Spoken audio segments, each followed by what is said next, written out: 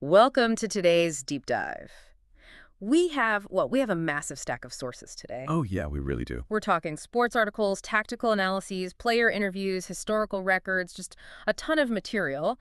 And our mission today is to extract the essential threads of what I honestly think might be the most mind-bending sports coincidence in modern history. Honestly, yeah, I'd have to agree with you there. It's almost unbelievable. Right, because tomorrow is Sunday, July 19th, 2026.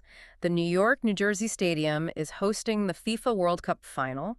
You have the defending champions, Argentina, facing off against the European champions, Spain. Which, I mean, that is just a monumental clash of footballing philosophies on its own. Exactly. You've got this South American grit and, individual brilliance going right up against that highly structured, just relentless possession game of the Spanish national team. It's the ultimate showdown. But, and this is the crazy part, beyond all those team tactics, the entire world is completely fixated on just two specific players. Yeah, the narrative here is just, it's overwhelming. Right, because you have 39-year-old Lionel Messi stepping onto the pitch for what is surely his final World Cup match, going head-to-head with 19-year-old Spanish prodigy Lamine Yamal. It's a literal generational collision. But our focus for you today isn't just on the formations they'll be running. We are diving into a single, frankly impossible photograph from 19 years ago that irrevocably links them. Yeah, an image that has basically transcended a mere coincidence and become this massive global sporting symbol. So to understand the weight of that symbol, we really need to go back to the context of September 2007, right? Yeah, 2007 is crucial. So picture this. We are inside the away dressing room at the Camp Nou, which is Barcelona's iconic stadium. Right. And Lionel Messi is 20 years old. He's undeniably this rising sensation, but he hasn't fully become the global icon we know today. He's still basically a kid. Exactly. He's famously shy, he's got the long hair, and he mostly just keeps to himself. And he's there for this charity project, right? Organized by the local newspaper, Diario Sport, and UNICEF. Yeah, they were shooting a 2008 calendar to raise money for children's rights. The concept was super straightforward, honestly. Feature a Barcelona player posing with a local child from Catalonia for each month of the year. Which seems so standard for a big club. Oh, completely. And it's funny, Ronaldinho, who was like the undisputed king of world football at that exact moment, Oh, absolutely. he was assigned the month of July. Oh. And Messi, well, he got assigned January. Okay, so this is where the probability of this story simply breaks down. Because the organizers didn't, scout infant actors, right? No, not at all. Or pick the children of club executives or anything like that. They held a local community A raffle. literal raffle. Yeah. In the town of Mataró, which is just this working-class municipality near Barcelona. Yeah, so families bought tickets, entered their names for a chance to participate, and a woman named Sheila Abana won that lottery.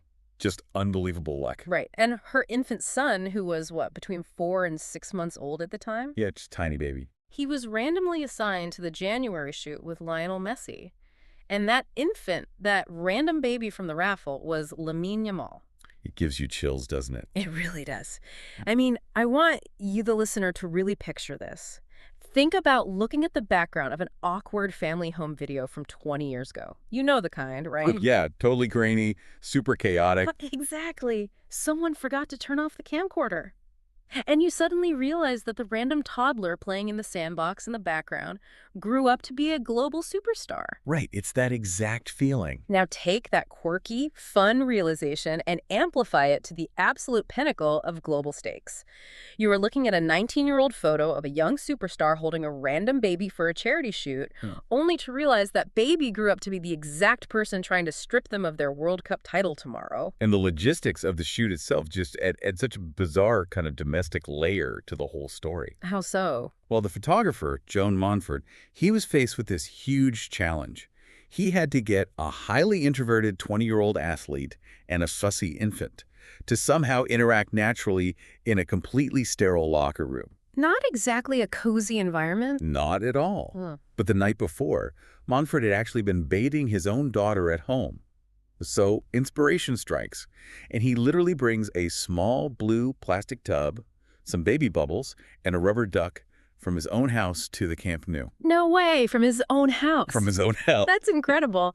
But, knowing how physical media worked back then, it really makes sense why this photo didn't immediately become part of football lore. No, for sure. This is way before cloud storage or viral sharing on social media. Right, photographers shot an assignment, printed the selected images for publication, and essentially just shoved the negatives or the memory cards into a physical drawer. Exactly. And Montfort took thousands of photos for various assignments that year. He had absolutely no idea of the significance this specific set held, because to him, the baby was just an anonymous raffle winner. Right, the significance literally didn't exist yet. It's wild to think about. It just sat in that figurative drawer until July 2024. Right, during the European Championship. Exactly. Yamal was having his massive breakout tournament, leading Spain through the knockout rounds, and his father, Munir, found the old photo and posted it online with just this super simple caption, "The beginning of two legends." Which, I mean, the timing of that was basically an accelerant. Oh, it exploded. Days later, Yamal scores this stunning goal against France to take Spain to the Euro final. And suddenly, this dusty, forgotten image of a bathtub in a locker room is blanketing the global media. And you have to remember, we live in an era where seeing is no longer believing. That's so true. When an image seems too perfect, our immediate instinct is just pure skepticism. Yeah, I do that all the time now. Oh, that's definitely AI. Exactly.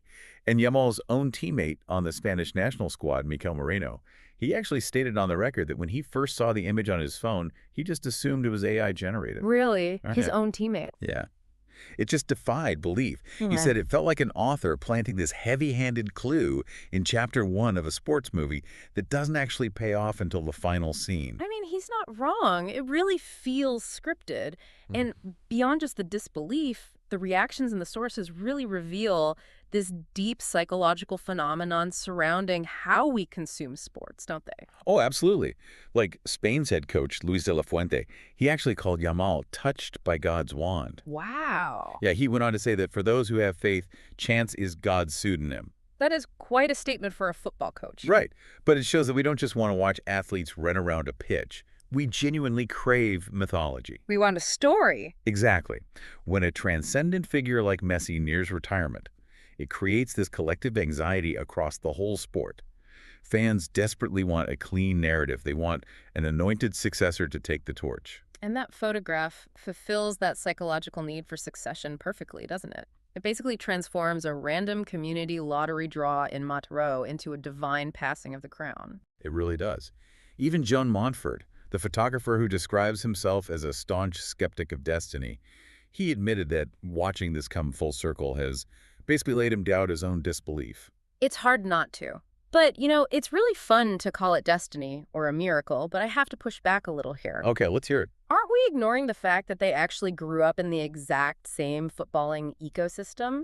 Doesn't La Masia, Barcelona's academy, explain this a bit better than, God's wand? That is a very fair point. Yeah? Humans are definitely pattern-seeking machines.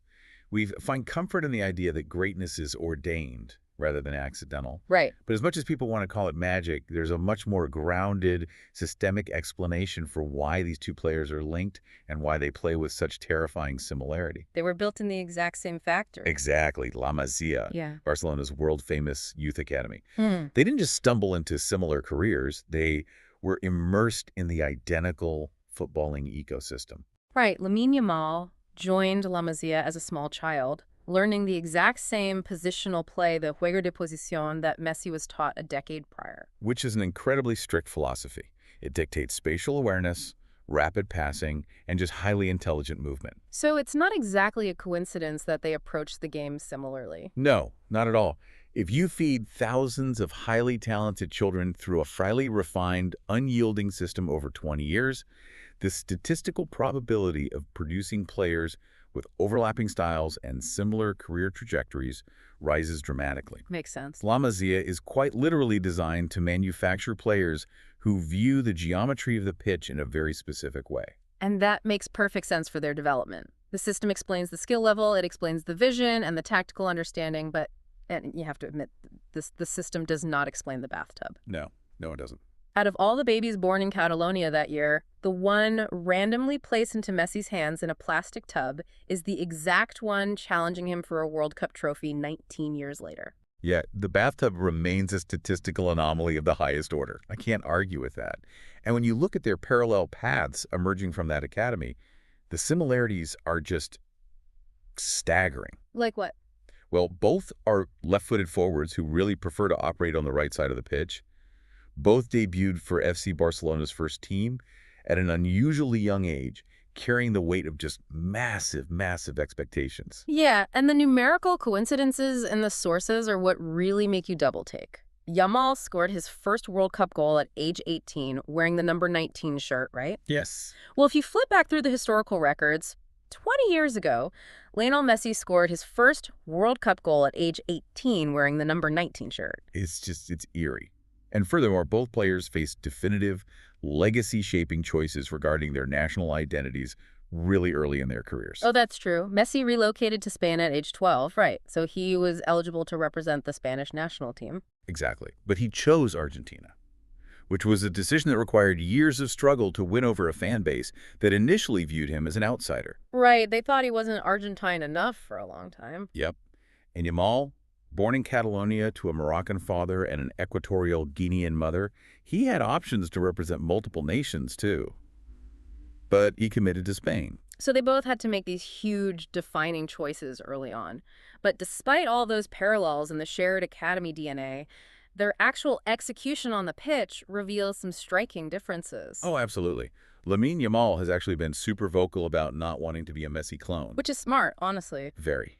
While he respects Messi as the greatest in history, Yamal's childhood idol was actually Neymar. Oh, wow. Neymar, that completely changes the vibe. It does, and you really see that influence in the mechanics of Yamal's dribbling. Neymar brought this distinctly Brazilian energy to Barcelona. It relies on deception, flair, and really baiting the defender. Yeah, Yamal plays a bit like a jazz musician, right? He wants to see how a defender reacts to an unexpected movement. He's improvising in the moment just for the thrill of beating his man. Exactly. Whereas Messi's style, especially as he matured into his prime, became the complete opposite of jazz. He's a chess grandmaster. A ruthless one. Yeah. He doesn't use excess energy or flashy stepovers. He beats a defender because they are mathematically in the quickest path to the goal. Right. He calculates the angles, waits for the opponent to overcommit by even half a step, and then just exploits the space with perfect efficiency. And this contrast brings us to a fascinating tactical evolution that's currently unfolding in Yamal's career, one that really mirrors a shift Messi had to make years ago. Oh, the triple team thing. Yes, Yamal noted in a recent interview that defenses are beginning to adapt to him. He is consistently being marked by 3 defenders whenever he receives the ball in the wing. The triple team, I mean, it's the ultimate sign of respect from an opposing manager, but it has to be a massive physical trap for a forward. It's suffocating. To understand why it's a trap, you just have to look at the geometry of the pitch. When you're a winger pinned against the sideline, your options are literally cut in half. Right, you only have 180 degrees of movement because you obviously cannot step out of bounds. Exactly. The touchline basically acts as a permanent, immovable 4th defender. So if 3 players box you in against that line, you physically have nowhere to pass or run. You suffocate. So the only way to survive that is to abandon the sideline and migrate into the center of the pitch. Which is exactly what happens. In the center, you regain your 360 degrees of escape routes. Oh, I see. And if 3 defenders try to collapse on you in the middle of the park, they inevitably leave massive, fatal gaps in the defense for your teammates to exploit. Because they're abandoning their usual zones. Precisely. And this is the direct tactical inheritance from Messi. Because early in his career, Messi operated almost exclusively on the right wing. Oh, right. I remember that. But as teams figured out how to swarm him against the touchline, his manager at the time, Pep Guardiola, made a revolutionary change. He moved Messi into the center as a false 9. Yep. Instead of playing as a traditional striker who stays pushed up high against the center backs, Messi would drop deep into the midfield space. Which presents an impossible dilemma for defenders, doesn't it? Completely impossible. If a center back stepped up into the midfield to follow Messi, they left a gaping hole near the goal for other Barcelona players to run into. And if they stay back to protect the goal, then Messi was allowed to turn with the ball in the center of the pitch with time and space to dictate the entire attack. It fundamentally broke traditional defensive structures. that's brilliant. And Yamal is predicting his own necessity to evolve in that exact same way, right? He is. To escape the triple teams on the wing, He knows he must eventually migrate centrally, utilizing that full 360-degree vision. The contrast between their current stages of evolution is just perfectly captured in the data from this 2026 World Cup tournament. The numbers are fascinating. They really are. We are analyzing two players at opposite ends of the physical spectrum here. Going into tomorrow's final, Messi has played 620 minutes. His output is staggering.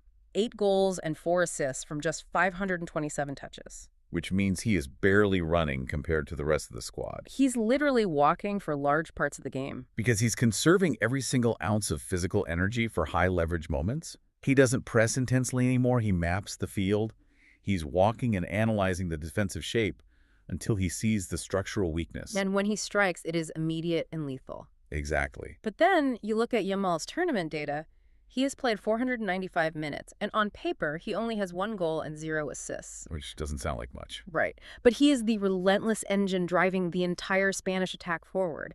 He leads the tournament comparison with 49 dribbles attempted and 51 touches inside the opposition's penalty box. He is just raw volume and kinetic energy, constantly applying pressure to the defensive line. It's efficiency versus entropy, really. That's a great way to put it.